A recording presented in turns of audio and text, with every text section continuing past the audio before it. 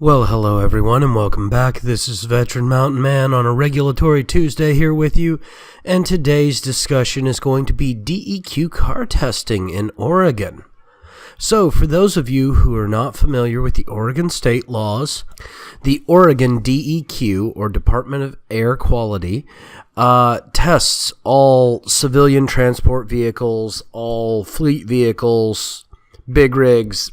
Pretty much anything that rolls through Oregon or even flies through Oregon has specific certification standards, which are much more stringent than the federal government's requirements. Here's the really weird thing. Oregon doesn't require you be tested if you're outside of certain boundary areas. And the two major areas are Portland and Medford, and not even all of what would be considered Portland and all of what would be considered Medford require that you go in and get your car DEQ'd.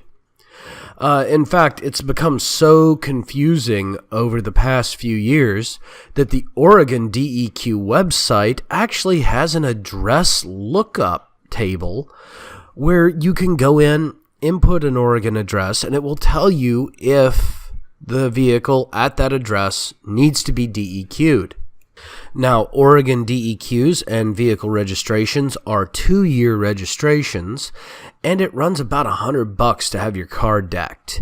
Now, what's really funny is if your car has an ODB2 port or newer, they don't even check your car. They plug into the computer, and if the computer tells them everything is good, you're good.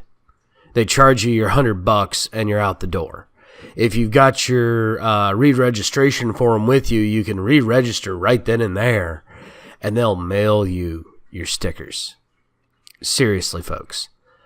So, down below is a actual link to the actual Oregon DEQ website. If you've got an Oregon address you want to look up, see if it actually needs to be decked at that address, you can. If not, I suggest you go check your own state's websites to see if they have exclusion zones for deck, because the whole idea of these exclusion zones or these inclusion zones means that this isn't about air quality in general. It's about political control. All of the areas where the air quality testing is mandatory are highly Democrat controlled in the state of Oregon. And they are highly population concentrated areas where there's high numbers of Democrats. And so they mandate that you do an extra $100 every 2 years to register your car. Hey, it's another fee, it's another tax, it's another way to control how people behave.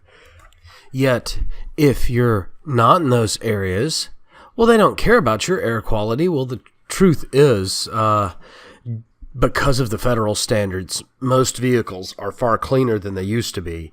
And even when you live way out in the middle of nowhere, you don't deal with a lot of people coming through, so there's not a lot of pollution. And I get the idea of wanting to manage the pollution in the population concentrated areas because you're going to have more vehicles there.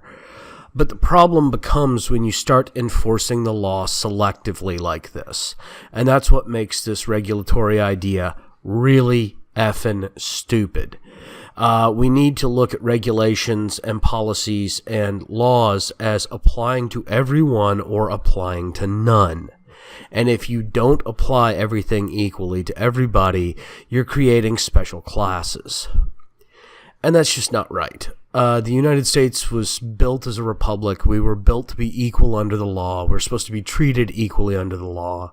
And the fact that many of these heavily Democrat governments, such as Oregon, Washington, and California, have these special pet projects and these special ideas, and oh my God, we've got to do this, and oh my God, we need to do that, yet they don't want to apply it equally across the board.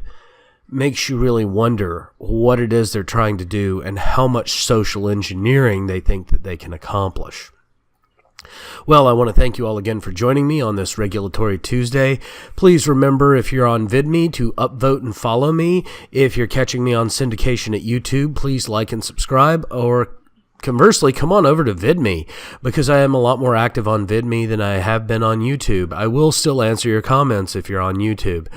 Also, don't forget, you can come on over to minds.com, where I have a large channel that is growing, and you can come on over and visit me at Gab.ai at Veteran Mountain Man. That's VETRANMOUTIANMAN. And I will respond. I do post all my videos there, and I am fairly active on Gab also. Thank you all once again for joining me, and have yourselves a great day.